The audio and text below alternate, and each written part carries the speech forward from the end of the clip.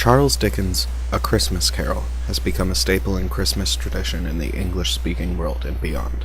As England was seeing a modern reinvention of Christmas celebrations and ceremonies, Dickens crafted a novella that catalogued English folklore and holiday sensations in a way that has caused his short story to become the second most famous Christmas story of all time, only behind the Nativity. One undeniable appeal to Dickens' story beyond the joviality is the macabre. This Victorian pervert, that usually wrote grounded, realistic slices of life, managed to take what was a jolly day to his target audience, inject it with a titanic amount of spectral flavor, and pass it off as a success. I'm not even a huge Dickens fan, but I can admit he pulled off a remarkable feat in making the only good Christmas horror story, Muppets adaptations notwithstanding. The main character, Ebenezer Scrooge, is a classic, no doubt, and he almost makes us believe that maybe someday wealth hoarders will help the less fortunate. But the stars of this novella, the reasons it is so popular, are the ghosts. These spirits are diverse and unique, encompassing cultural references as well as representing aspects of both life and death. For this video, I wanted to examine what makes these spirits so dynamic, and why they captured the eye of the cultural zeitgeist. Jacob Marley isn't one of the three main ghosts, and he isn't directly associated with Christmas like they are. He's rather a personal ghost specifically for Scrooge. In this way, he resembles the Revenant, a European folk creature that is a resurrected dead man set to haunt the living. However, he also is quite intelligent, in control of his faculties, though bound by chains. We see other ghosts in his same predicament, struggling to help others and unable to remove their bonds, and in this way they represent Dante Alighieri's concept of limbo, as they are suffering but not in terrible torment, and are unable to enter either heaven or hell. The catch, though, is that limbo, in both the Divine Comedy and in traditional Catholic ideology, is a location for virtuous individuals that were not Christian. These ghosts were not virtuous. However, they do match up with the Irish folk character Stingy Jack. Stingy Jack lived a sinful lifestyle, but made a deal to stay out of hell. These stingy ghosts all fit this idea, cursed to wander the earth without rest, and having lived in greed, they are a harrowing warning of the evils of greed. Obviously, if you believe in an afterlife judged by morality, yes, the chains themselves are scary. But the concept is true without the supernatural. The amassing of wealth and material possessions won't help anyone when you are gone, and all you've done is chained them to yourself. Without the choice to reach out, you're just a husk, wandering around without any meaning. Even if you've convinced yourself of your own happiness, you meet the same cold end that all do, and you've helped no one, not others, through your greed, and not yourself, as the grave takes all. Of course, as scary and dark as Marley is, there's one ghost that's almost all light. Literally. The Ghost of Christmas Past is just an amorphous, explicitly androgynous, and indeterminately aged ball of light. Although they occasionally resemble a human, they shift like a flame, and they even carry a metal cap for extinguishing candles. As a type of candle themselves, they lead Scrooge on a journey into his past, although they only seem to be able to show Ebenezer times around Christmas. Setbacks of specialization, I suppose. With the whole ghost light motif, the Ghost of Christmas Past really feels like they were inspired by the Will-o-the-Wisp. A Scottish creature, wills are floating little flame balls that lead lost travelers to new locations, be it for good or for ill. This certainly goes along with what this ghost does for Scrooge. Of course, you could also argue that they resemble Saraf, from ancient Judaic religion. They certainly fit the mold of an angelic host with vague human proportions, constantly on fire. It might be questionable to use Jewish traditions in a story about Christmas, but honestly, even if this is what happened, this is far from the most anti-Semitic thing that Dickens ever did. The Ghost of Christmas Past stands out so much because they are in direct contrast with the other two Ghosts of Christmas. Ghost of Christmas Present is our only gendered ghost, and our least ghostly too. For some reason, this jolly figure ages, something dead people aren't supposed to be able to do. The description of this ghost is much more human, and he really could just be described as a large bearded man. Well, also he can change size as he wishes, and he emits warmth from his cornucopia, and he carries around two emaciated emotion children. But Ghost of Christmas Present has been described before as being like Father Christmas. Fair enough. A lot of people connect him, though, with Sinterklaas, the version of Saint Nicholas that helped influence the modern bearded Christmas men around the world. However, back in Victorian England, Father Christmas looked a lot less like this, and a lot more like this. This Father Christmas, or Old Christmas, is highly connected with Yule, a pre-Christian pagan winter holiday associated with Germanic and Norse peoples and gods. Ghost of Christmas Present represents a more diverse origin to the modern practices of Christmas, as well as showing that you don't have to be Christian to enjoy Christmas, or to enjoy, at the very least, some time off from work where people are nicer to each other. Of course, no conversation about A Christmas Carol would be complete without mentioning the Ghost of Christmas Yet to Come. Easily the scariest of the three Christmas ghosts, even to Scrooge, Yet to Come is a shadowy figure, resembling a cloaked human, but with no humanity visible save a solitary hand. Like Past, Yet to Come is neither man nor woman, at least from the perspective of Scrooge. Its garment is black, and it shows Scrooge the outcome of many deaths that happen around Christmas, and is generally seen as being a version of the Grim Reaper.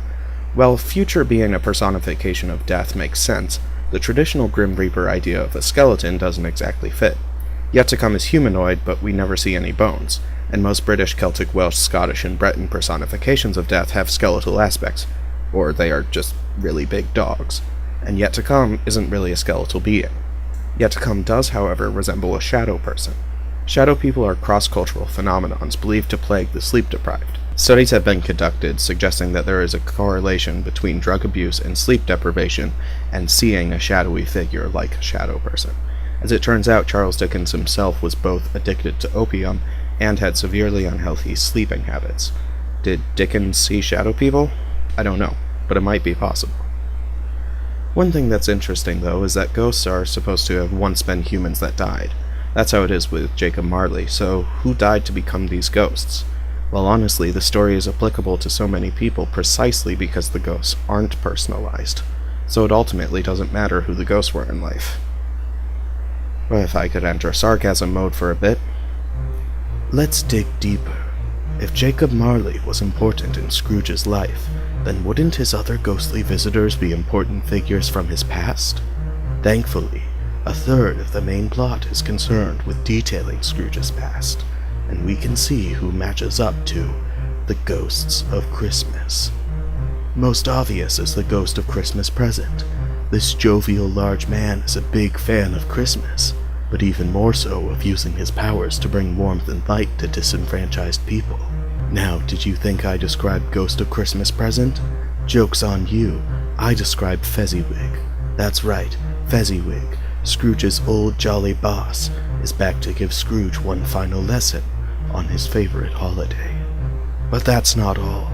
Ghost of Christmas Future, what's that all about?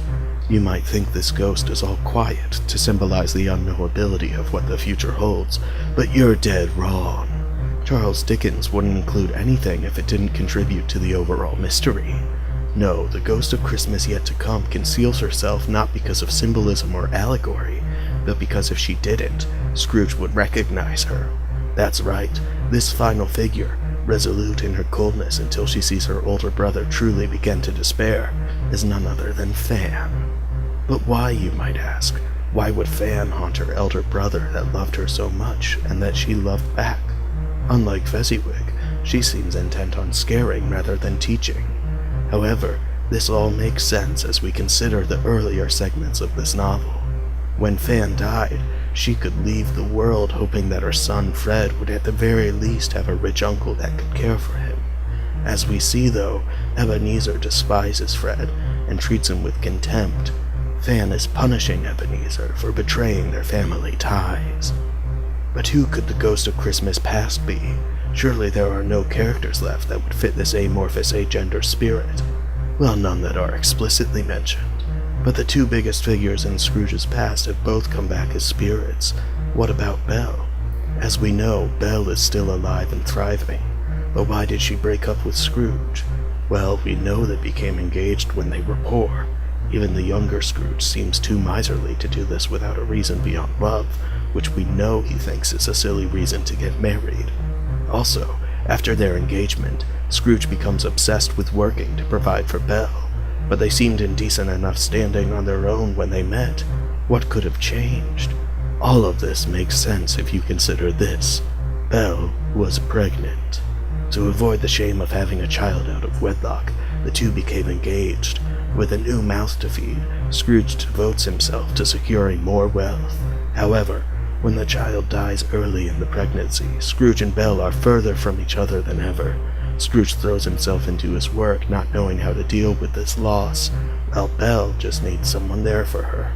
Scrooge can't provide that, and she breaks off the engagement. The unborn child returns several years later, and that's why Christmas Past is so amorphous. Its body hadn't developed. It's a representation of the myriad of possible babies it could become. Oh my gosh, please don't take any of those three theories I just said literally. That was a parody of both over-analyzing classical literature as well as modern pop culture. The ghosts are great because they are unspecific. If they lined up with figures Scrooge knew in the past, which they absolutely don't, it would detract from the story. But I'd like to take one moment before I go, and say why I do really like A Christmas Carol. Sure, it's about a holiday filled with Christian folklore, but the story works for everyone. Your life becomes better when you help others, and they'll remember you by it. Joy comes from generosity. No matter what holiday you celebrate, I hope you enjoy the end of the calendar year, and hopefully some time off from work or school, and may you seize an opportunity to help another. Happy holidays, everyone. What about the ghost hearse? You forgot to mention the ghost hearse! Thomas, I didn't forget. I chose not to mention it. It's a minor part of the book. You make a video on this stupid holiday and refuse to cover all of the ghosts? I can't do this right now.